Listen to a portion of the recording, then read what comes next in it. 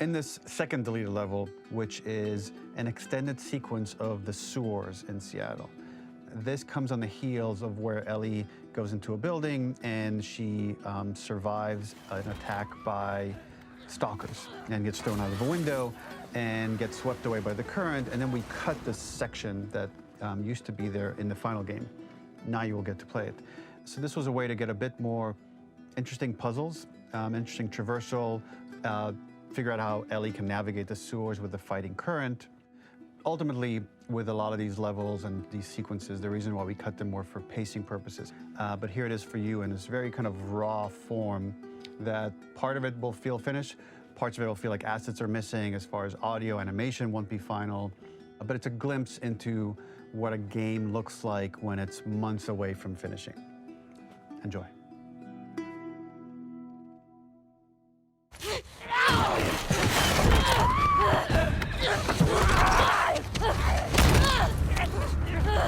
Get off of me!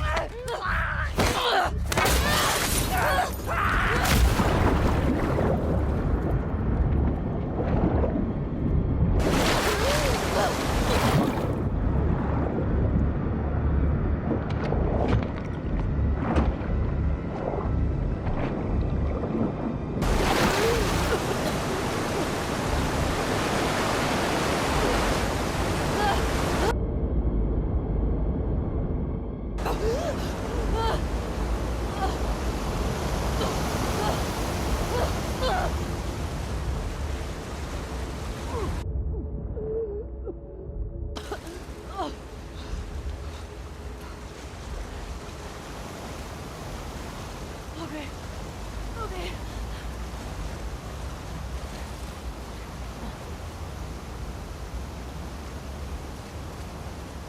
Fuck Seattle. Okay. Where the hell am I? The ladder acts as an immediate goal for the player, but being able to climb out is not going to be so easy. To keep levels interesting and engaging, we alternate between positive and negative values the player experiences.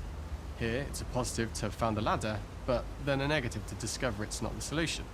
But then another positive to identify the next short-term goal of the doorway. By alternating between these opposing values, we give players what they expect, but not how they expect it.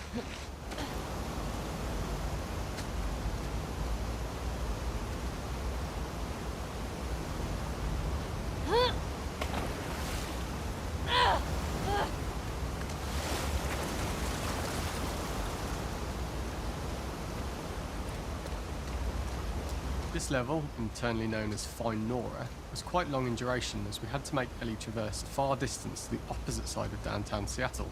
The sewer section was originally longer than what we released the game with, approximately 10 minutes more. This was one of the few areas of the game that used water flow as part of a traversal puzzle. The player has to go upstream to use the current to get to the platform to reach the other side. We mostly cut this mechanic game-wide, however it remained in essence in the section swimming to the aquarium as Ellie, when you were avoiding the waves. When players reach the doorway and enter into the room, they're faced with a dead end. The real reason for this dead-end room is that on the reversal, when exiting back out of the doorway, players are faced with the route onwards.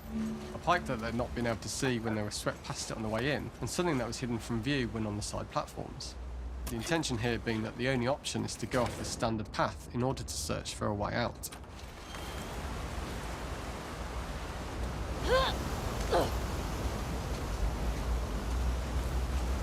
Get me the hell out of here. Throughout the rest of the level, we also used light to indicate to the player that they were heading in the right direction. At each turn, however, we blocked the direct route forward. Players would know that they just have to keep finding alternative paths, promoting those feelings of being desperate and trapped. We slowly introduced the player to consider climbing into smaller pipes and crouching in these tight spaces. Up and out. This is to slowly build up to going up and and out. encourage the player to climb into such a small pipe that they'd have to be crawling on their stomach, which is something that the player previously may not have recognised as a playable space, let alone the desired route they need to take.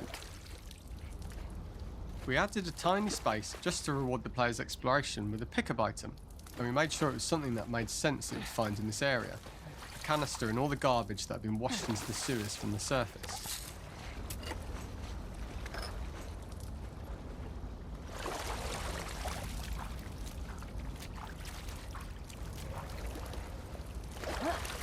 We loved the idea of making Ellie prone through a tiny, dirty pipe in order to get out, as it was a great opportunity to use our prone mechanic.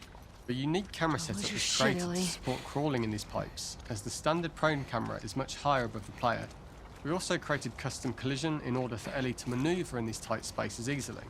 Initially, the oblong collision capsule around her character caused issues crawling around corners. We put extra effort into the custom corner collision so the movement experience is as smooth as the main game. In order for the player to feel cramped, claustrophobic and desperate, we'd been enforcing the traversal mechanics that allow for a tight environment which promote these feelings. We introduced the use of the squeeze through so that we can keep the player feeling enclosed and tight, but without repeating the same geometry. Here we change from low ceilings with wider walls to high ceilings and tight walls to change up the spatial pacing and keep the level from repeating itself.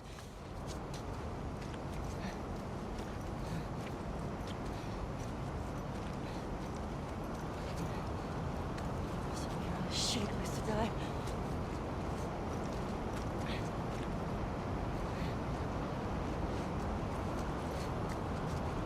Originally, we had the waterline much higher here, so players had to swim through this tight tunnel. However, from watching user test feedback, it was occasionally causing people to discount the route entirely and turn back on themselves. So to avoid any risk of this happening in the final game, we present a lower water level so the tunnel is easy to see and commit to using.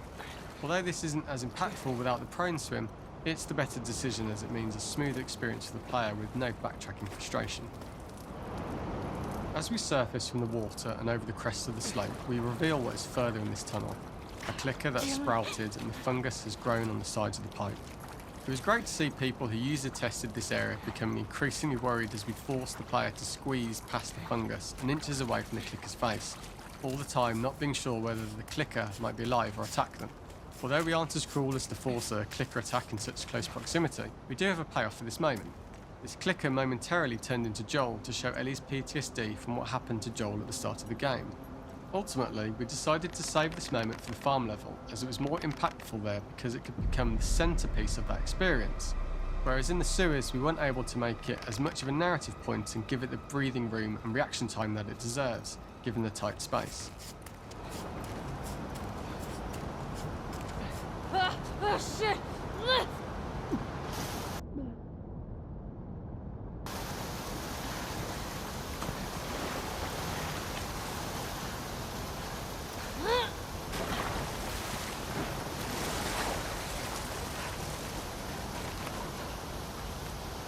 For the final section, we eventually opened you out into a wider area as you traverse through such tight spaces leading up to this. So changing the environmental pacing makes it begin to feel like we're coming to the end of Ellie's ordeal. An earlier iteration used the current that we'd shown at the start for a slightly tougher traversal puzzle to conclude the sewers. The ladder was clearly visible from most of the area, but the player was faced with a fast-flowing torrent of water they couldn't cross. If the player attempted to jump into the water, they were not able to swim across the ladder due to the water's speed. So instead, they had to traverse the pipe running along the top of the space in order to get across the water.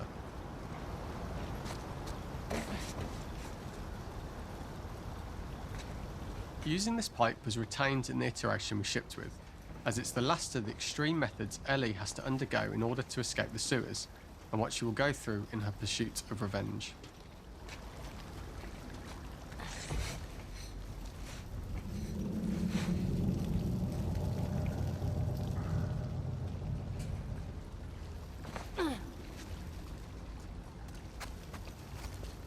The last ladder climb is quite lengthy, and although we could have trimmed it down to a shorter climb, we liked how this last segment of the journey built anticipation for whether there was success at the top or not after all you've been through. Ultimately, the ladder exits out into the subway station, which is how it connects in the final game. Ellie then has to find her way to the hospital from here, crossing paths with the scars for the first time.